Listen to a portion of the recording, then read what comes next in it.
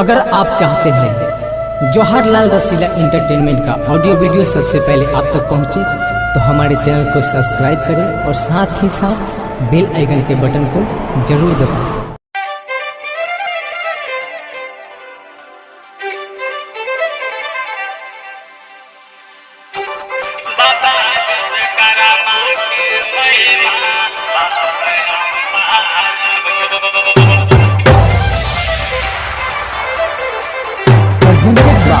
रसीला music बाबा विश्वकर्मा के महिमा परम्पार हो।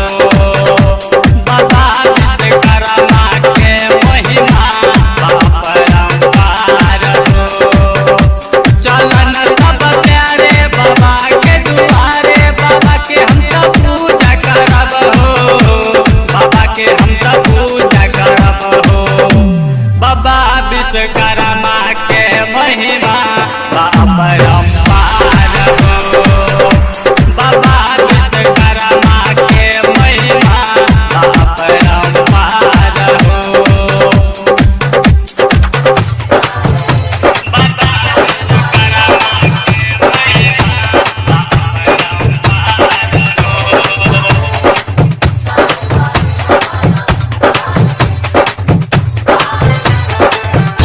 presented by Rasila music.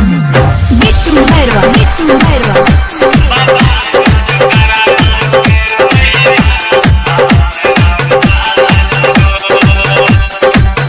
बारे सबसे महान पहले लंका निर्माण है। बारे बाबा विश्वकर्मा हो, विश्वकर्मा हो, विश्वकर्मा हो। जे आवेला पास पूरा चले आस, जब पूजेला बाबा के चरण हो, चरण हो। लेके हाथ में सामान चले, तीनों लोग में नाम जानेला दुनिया संसार हो, दुनिया संसार हो। बाबा विश्वकर्मा के महिमा परम्पार हो। बाबा विश्वकर्मा के महिमा परम्पार हो।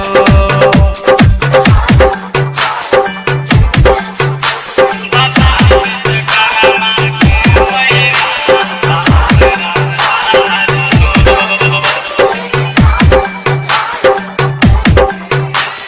मिट्टू भैरवा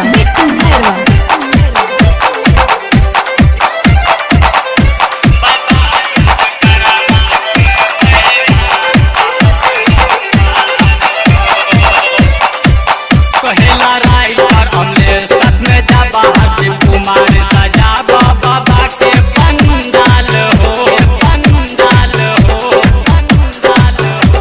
भला पूजा के तैयारी कहाँ कैले बा पुजारी, आ कैले बारे पंडित हो, पंडित हो, पंडित हो। सुन गोढल तू मौल मत बन, बाबा थान में मचल बसोर हो। बाबा के सोर हो। बाबा विश्वकर्मा के महिमा परम्पार हो।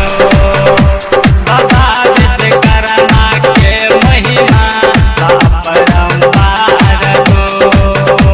चलन सब प्यारे बाबा के दुआरे, बाबा के हम तो पूजा करब हो। बाबा के हम तो पूजा करब हो। बाबा विश्वकर्मा के महिमा परम्पार हो। बाबा विश्वकर्मा के महिमा परम्पार हो। कर्मा के महिमा परम्पार हो। presented by Rasila music.